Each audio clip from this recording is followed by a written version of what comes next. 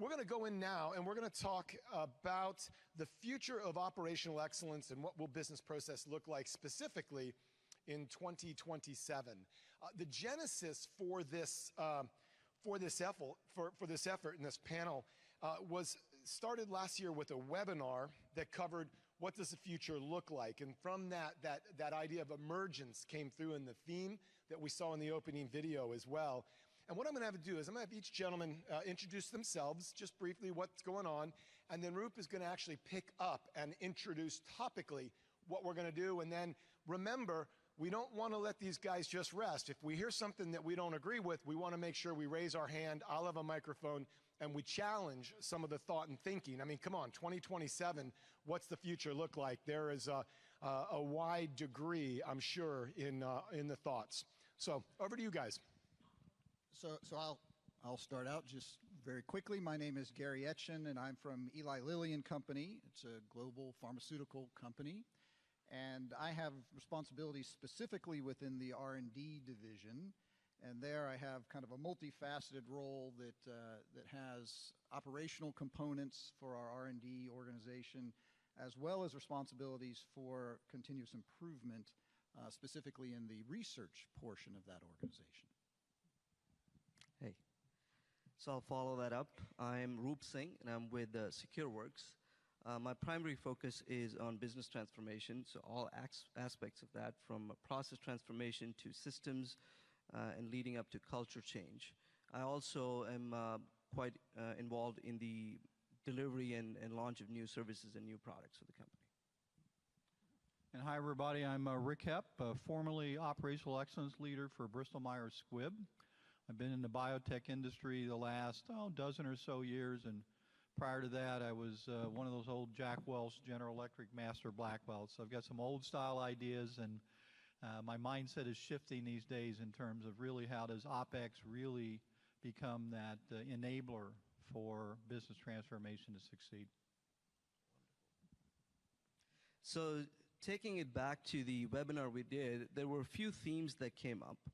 One, and I'm sure you guys have heard these themes all throughout this workshop, the workforce is changing, our society is changing, millennials are taking over, so there's going to be a shift in consumer behavior, consumer expectations.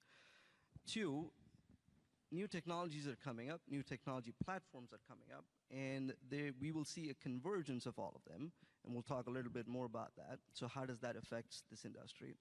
And three, what is the future of change leaders, of process transformation leaders within that context? What tools and techniques and methods have we used before, and what do we really need to focus on going to the future and taking everybody with us? So my favorite topic is on the technology side, so let me paint a picture for you. Internet of Things is here. By 2025, they estimate that about 75 billion devices, that is 75 billion devices, would have embedded intelligence, would be called smart devices, and would be interconnected. That fact will just change our lives completely. If you really look at the implications of that on a consumer side, we're getting closer and closer to the consumer. There's a device explosion right now. We went from phones to wearable watches, and you'll see more wearable technology come in place. On the other side, we have artificial intelligence that's maturing. We have RPA, robotic process automation, that's maturing. We have cloud platforms that are maturing. Most of the infrastructure is now easily deliverable on cloud platforms. And on top of it, we have platform as a service. Software as a service has been around for a while, and that's just going to expedite things. So what does it mean for the consumer and for the companies? I think we are getting to an era of hyper-personalization. We will see deep insights for you as an individual, that data that would be generated from these devices and these applications, they would provide an opportunity for companies to find new business models. And the rate of change of those business models, being able to deliver new products, discover new business models, that's going to astronomically increase in the next 10 years. Okay, I'm with you. Quite honestly, I think that's a pretty safe view, right? Because we've all read about that, and I know each of you have a different sort of slant. Some of you are on the technology, some are on the culture side. Is there anybody out there that has maybe a different view or an opinion? I heard a lot about convergence, the Internet of Things, software for a service, et cetera, coming together. Does anybody have a different, maybe a darker view of 2027 as it relates to the technology side? I'm just trying not to agree, because if we all agree, then some of us are redundant. No, we all absolutely agree with Roop and the direction that we're headed. How about the darker sides of some of the data as it relates to us? Yeah, go ahead. So one comment, perhaps not the darker side, but maybe more of a cautionary tale. So this is certainly something that we see within the pharmaceutical industry is, yes, there's a lot of information available. There's going to be much more information available about our patients in the future. How do we protect that information? So this is a key component that we are looking at very carefully, as well as others within the industry, within government, et cetera. But it's interesting because what it's going to do potentially is stifle some of the ability for the openness of information, because we have to think about protection in there as well. So I think this is a crucial component. I mean, we think about technologies that are now available, next generation sequencing. So I can very rapidly know what your genome is, right. But do you want me to know that information? Yeah. What am I going to do with that information? How do we protect that information in the best interest of those patients is a critical feature that is part of what operations is going to have to determine going forward. That's an excellent. I guess that's where I was going with that, right? And the pharmaceutical example is an excellent one. We also heard about one of the speakers 2 or 3 days ago said something about wearing a smartwatch that will actually go straight into the doctor. Well, what if that data is diverted, right? And how do we use that? I'm in the banking industry, and I tell you what, I do not want to be responsible for retina scan data and fingerprints, because it's one thing to try to get your identity back if you lose your social security number. Can you imagine how difficult it is to regain your identity when your retina scan and fingerprints are, in the Internet of Things as well? So there's a darker side to this as well. Do you want to comment at all from your perspective as well? Yeah, from a personal level, I have to agree with you. I'm more of a privacy person, and I look at the challenge is what's out there now. It's scary. It's literally scary what you can find and get to. I actually have been a victim of identity theft, and it's really tough to reverse that. The other part, though, is we keep talking data, and I just worry. I was sitting with some folks during one of the presentations earlier this week on robotics and how the world is going to change. It's data overload. I don't have time for all this stuff.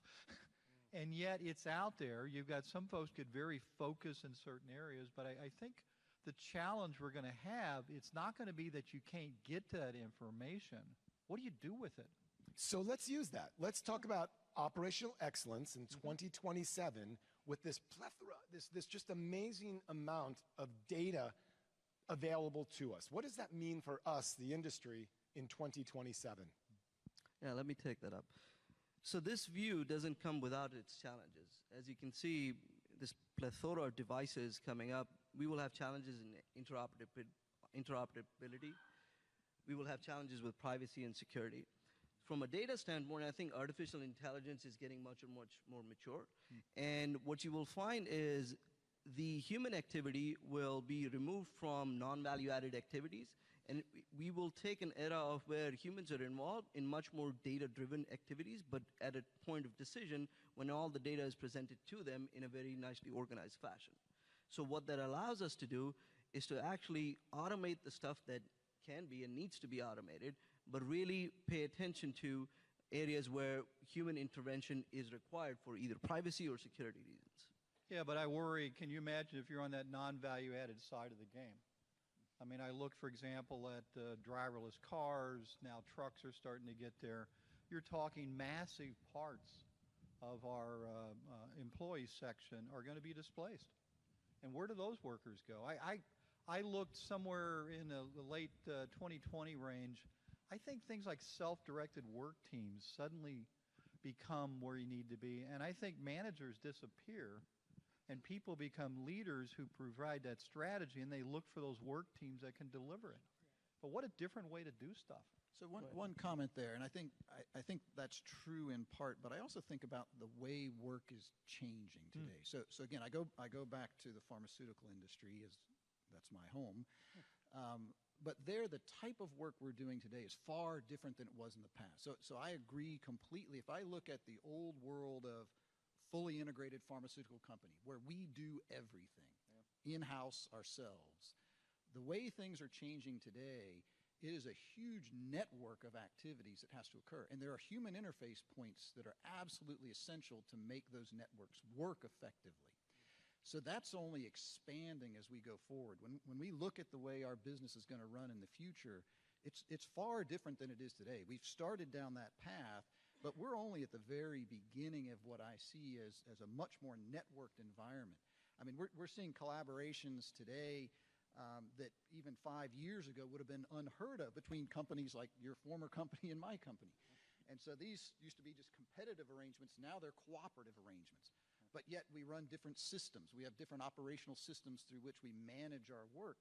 And these are going to have to coincide and work together. So that's where the human interface becomes critically important in my mind. It's going to be a new type of job as we move into the future. And I think the Got other a part of question that- right over here. We've got a question here. Yeah.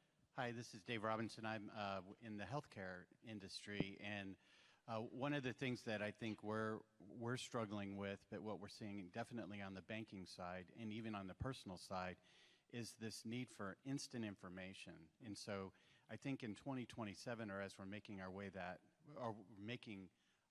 way towards that number, is I see more instant everything. On the healthcare side, you know, we have mobile apps now where you can get to your electronic medical record, you can do your prescriptions and everything else, but it's still not even enough. There's even more that they want, and so that's one of the challenges that we have, is trying to keep up with this demand of instant information.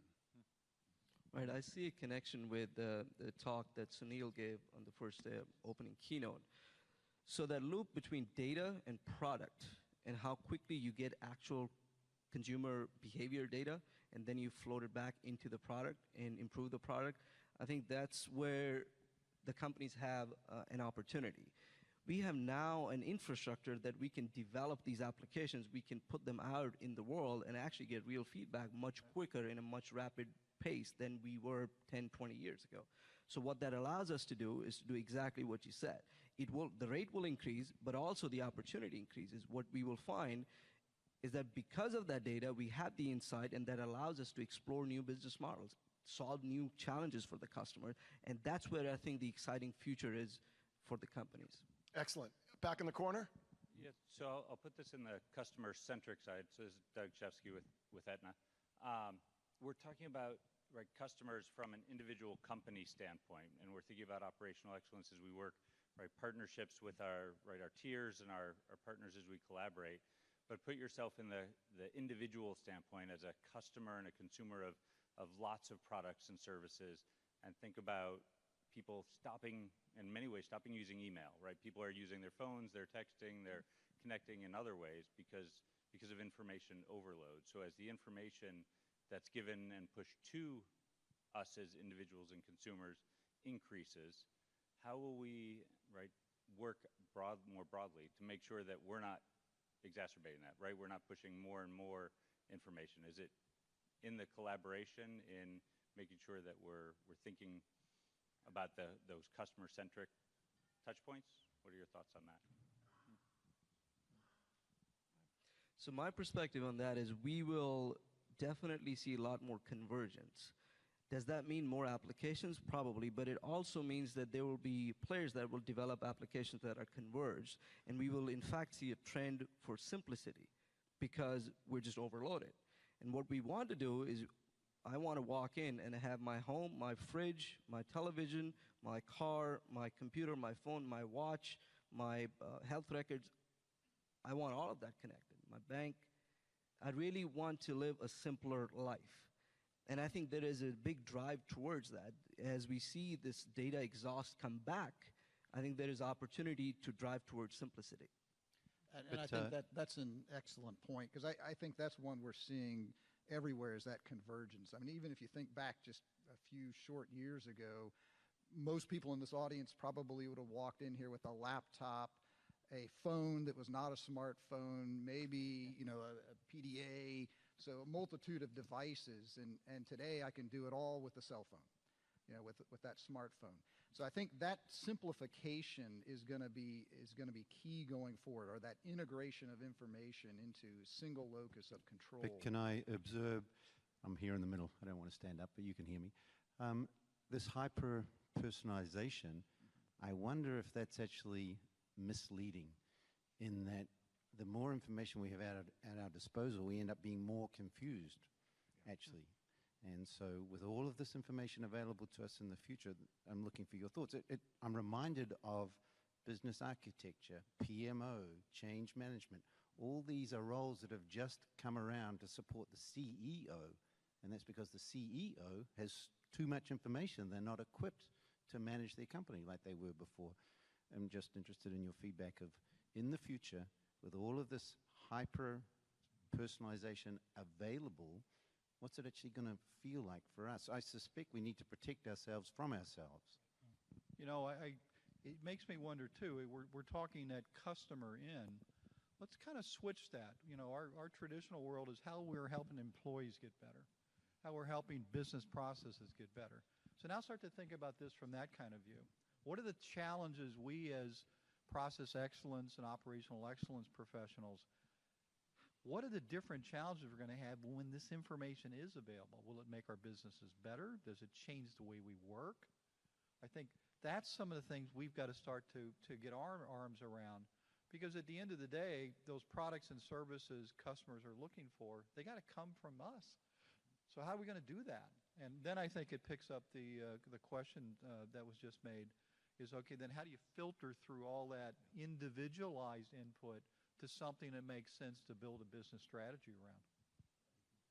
When I hear these, cautionary tales and these questions of risks, the thought that comes to my mind is the future is here. What we really need to find out how, as humans, as a society, we are going to deal with it.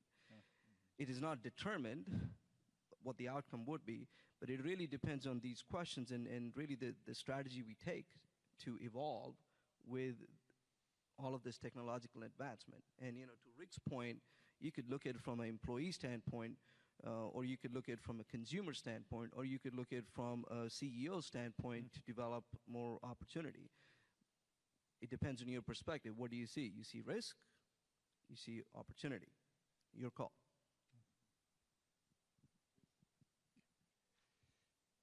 This is Faisal Khalaf from BASF. If we go back to the define phase in the DMAIC approach and ask ourselves, what should OPEX 2027 look like?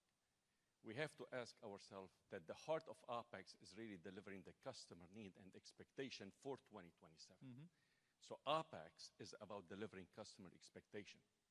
So when we talk about OPEX 2027, first we need to define what the customer needs are going to be in OPEX 2027.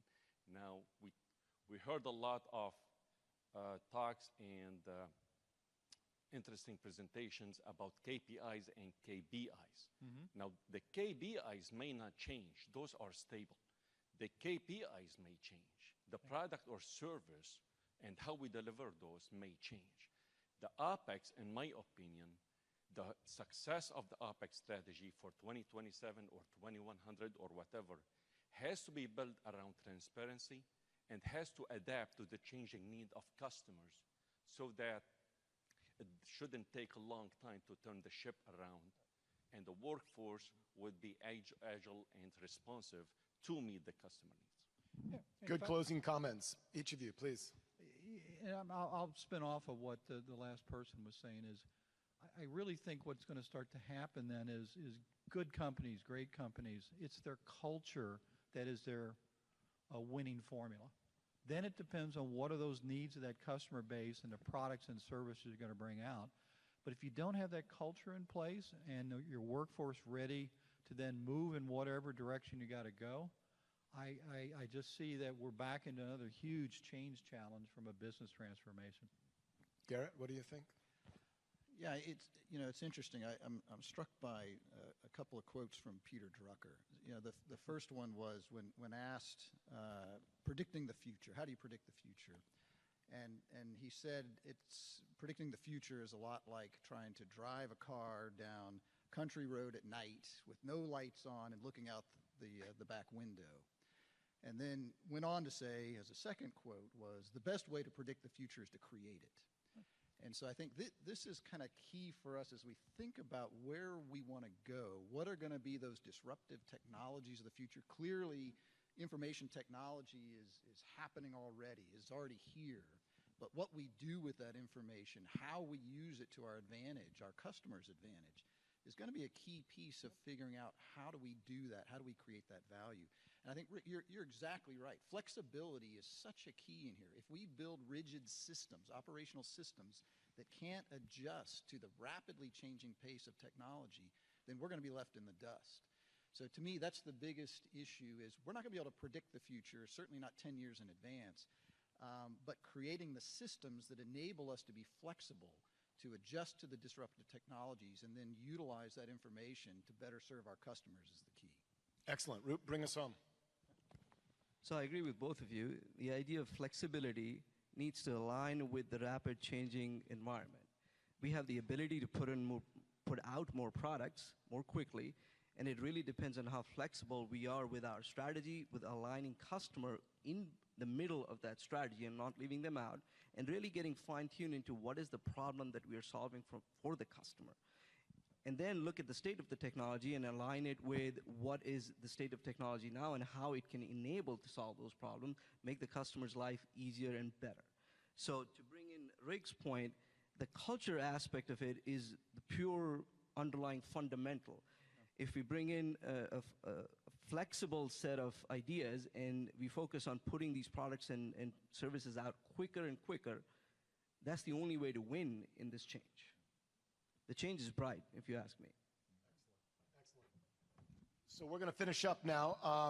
Thank you, gentlemen. I appreciate. Thank you for some excellent questions as well.